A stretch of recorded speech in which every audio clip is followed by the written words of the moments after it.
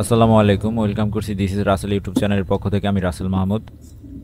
স্ক্রিনে একটি কমেন্টস দেখতে পাচ্ছেন, নীরব ভাই কমেন্টস করেছেন, লিখেছেন আসসালামু আলাইকুম ভাই জান। ভাই, আমি ৮-৯ লাখ টাকা দিয়ে বিদেশ না গিয়ে যদি আমি অল্প কিছু টাকা ঋণ হয়ে ৫-৬ লাখ টাকা দিয়ে একটা গাড়ি কিনে ড্রাইভ করি, প্রতি মাসে কেমন টাকা ইনকাম করতে পারবো? যদি একটু বলতেন অনেক উপকার হতো। আর একটা কথা, উবার বা যেসব অ্যাপগুলো আছে, কি গাড়ি কিনলে ভালো হবে ৫-৬ লাখ টাকার মধ্যে? তো অসংখ্য ধন্যবাদ নীরব ভাই কমেন্টস করার জন্য।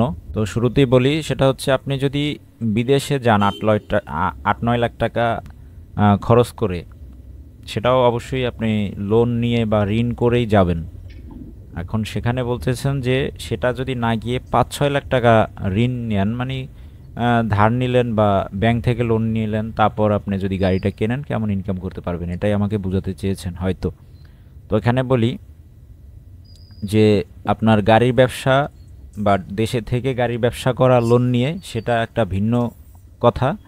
আর লোন নিয়ে বা ঋণ করে ৮-৯ লাখ টাকা দিয়ে বিদেশ যাওয়া, সেটা একটা ভিন্ন কথা। দুটো প্রফেশনই আলাদা, বিদেশে যাওয়া আর গাড়ির ব্যবসা। ব্যবসায় দেখুন, যে কোনো ব্যবসায় রিস্ক থাকবে, ঠিক আছে? এটা কেউ নিশ্চিত করে বলতে পারবে না যে কেউই যে আপনি ব্যবসা করে জিততে পারবেন বা ব্যবসা করে আপনি লাভবান হবেন। আবার কেউ এটাও বলতে পারবে না ব্যবসা করে লস হবে বা পথের ফকির হবে। কিন্তু এটাও কিন্তু হয়, ব্যবসা করে কোটিপতি শিল্পপতি হয়। আবার ব্যবসা করেই কিন্তু অনেক কোটিপতি থেকে খয়রাতি হয়ে যায়, ঠিক আছে, ভিখারি হয়ে যায়। তো এখানে ব্যবসার ভিতরে লাভের রিস্ক, মানে লাভের যে বিষয়টা সেটাও থাকে, আবার লোকসানের বিষয়টাও থাকে, সে রিস্কটাও থাকে। এটা জেনেই সবাই ব্যবসা কিন্তু করে। লাভ লস ব্যবসায় থাকবেই, এই কথাটা কিন্তু সবাই জানে। আর একটা হচ্ছে, আপনি যদি বিদেশ যান, যদি ভালো রাষ্ট্রে যেতে পারেন, ভালো একটা স্যালারি হয়, আপনার ৮-৯ লাখ টাকা ঋণ করে, সেটা একটা নিশ্চয়তা থাকে। এটা কিন্তু একটা চাকরি, সেটা একটা চাকরি, সেটা কিন্তু ব্যবসা না। তো সেটা চাকরি, সেটা একটা নিশ্চয়তা থাকে যে আমি মাসিক একটা বেতন পাবো, মাস শেষ গেলে একটা বেতন পাবো, সেই বেতনটা আমি বাড়িতে পাঠাবো, এত টাকা ঋণ দেবো, এত টাকা খরচ করবো, এত টাকা জমা রাখবো, এরকম একটা হিসাব থাকে। যে কোনো চাকরিজীবী চাকরি করলে একটা হিসাবের টাকার ভিতরে চলতে হয় প্রতি মাসে। আর ব্যবসার ক্ষেত্রে এরকমটা না, কোনো মাসে আপনার বেশি হবে, কোনো মাসে কম হবে, এরকম। তো আপনার যদি, আমি শুরুতেই বলি, আপনার যদি বিদেশ যাওয়ার ওইরকম অপরচুনিটি থাকে যে আপনি একটা ভালো রাষ্ট্রে যাচ্ছেন বা ভালো একটা স্যালারি পাবেন গেলে, তাহলে আমি মনে করি লোন যদি নেন, লোন নিয়ে বা ঋণ করে আপনার ৮-৯ লাখ টাকা দিয়ে বিদেশ যাওয়াটাই ভালো হবে। এটা আমি শুরুতেই বলি, বিদেশ যাওয়াটাই আপনার ক্ষেত্রে ভালো হবে। আর যদি মনে করেন যে না, আমি বিদেশ যাব না, যে আমি ঋণ নিয়ে ৫-৬ লাখ টাকার ভিতরে একটা গাড়ি কিনে ড্রাইভ করব, হ্যাঁ, শুরুতেই আমি বলি যে ৫-৬ লাখ টাকার ভিতরে যদি ঋণ নিয়ে গাড়ি নিয়ে করেন, আপনি ঋণ নিয়ে কখনোই ঢাকায় বা দেশে থেকে রাইড শেয়ারিং করে এই টাকা আপনি মানে নিজের সাংসারিক খরচ, নিজের খরচ, ফ্যামিলির খরচ, এগুলি করে তারপরে আপনি অনেক বিপদে পড়ে যাবেন। ঋণ করে আমি কাউকেই সাজেস্ট করি না আপনারা রাইড শেয়ারিং করেন গাড়ি কিনে।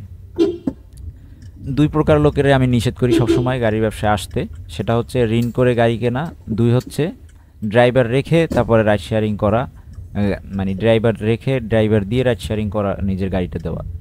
এই দুই প্রকার লোকদের আমি সবসময় বলি যে উবার হোক, পাঠা হোক বা যেটাই হোক না কেন, আপনারা রাইড শেয়ারিং আইসেন না বা এই গাড়ি ব্যবসা শুরু করেন না এভাবে। তো শুরুতেই বললাম যে ঋণ নিয়ে যদি আপনি করেন, সে থেকে আপনি পোষাতে পারবেন না, গেল। আর বলছেন যে আপনি ৫-৬ লাখ টাকার ভিতরে কি গাড়ি পেতে পারেন। আপনি ৫-৬ লাখ টাকার ভিতরে, বাজেটটাও খুব একটা বেশি না, ৫-৬ লাখ টাকার ভিতরে যদি ভালো গাড়ি নিতে চান, ভালোভাবে রাইড শেয়ারিং করতে চান, তাহলে আপনার প্রোবক্স নিতে হবে। ইনকাম কত হবে সেটা দেখলে হবে না, ভালো গাড়ি নিতে হলে 5-6 লাখ টাকার ভিতরে টয়টা প্রোবক্স নিতে হবে, অথবা অন্যান্য ব্র্যান্ড ২০০০-এর পরের মডেল গাড়ি নিতে হবে। যদি ২০০০-এর পরের মডেল গাড়ি নেন, তাহলে আপনার প্রোবক্স কেনা লাগবেই, অন্য কোনো ব্র্যান্ডের হয়তো এত কমে পাবেন না। এই গেল একটা বিষয়। আরেকটা বিষয় হচ্ছে ইনকাম কেমন হতে পারে। আপনি যদি প্রোবক্স দিয়ে রাইড শেয়ারিং করেন, তাহলে মাসে ৪০ থেকে ৪৫ হাজার টাকা, বা যদি অধিক পরিশ্রম করেন, পাশাপাশি রেন্টে গাড়ি চালান, তাহলে ৫০-৫৫ হাজার টাকা এরকম ইনকাম করতে পারেন, বা ৫০ হাজার টাকা অ্যাভারেজ ধরে নিতে পারেন যে ইনকাম করতে পারবেন। আর যদি রাইড শেয়ারিংয়ের উপরে শুধু ডিপেন্ড করে থাকেন, তাহলে ৪০-৪৫ হাজার টাকা ইনকাম করতে পারবেন।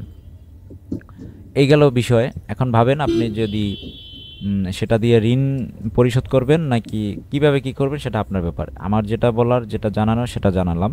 আমি আবারও বলি, যারা লোন নিয়ে গাড়ি কিনবেন, ঋণ করে গাড়ি কিনবেন, আপনারা রাইড শেয়ারিং আইসেন না বা এই ব্যবসা শুরু করেন না, লস হবে। আর বিদেশ যাওয়ার অপরচুনিটি থাকলে নীরব ভাই আমি বলি তাহলে বিদেশ যাওয়াটাই বেটার হবে। তো অসংখ্য ধন্যবাদ নীরব ভাই। আশা করি আমি আপনার মূল্যবান মতামতের উপরে আমি ভালো একটা সাজেশন দিতে পারছি। আসলে সাজেশন বলবো না, সেটা হচ্ছে আমার মনের দিক থেকে, আমার ব্যক্তিগত দিক থেকে আমি যেটা মনে করলাম সেটাই আমি বললাম। এখন ভালো মন্দভাবে যেভাবেই আমার কথাগুলো গ্রহণ করেন না কেন সেটা সম্পূর্ণ আপনার ব্যাপার। তো যদি ভিডিওটি দেখে থাকেন, আপনার মূল্যবান মত আবার জানিয়ে যাবেন ভিডিওতে কমেন্টস করে, এবং কি চ্যানেলের সাথে যারা এখনও নতুন আছেন, চ্যানেলের সাথে থাকতে চাইলে অবশ্যই চ্যানেলটি সাবস্ক্রাইব করবেন।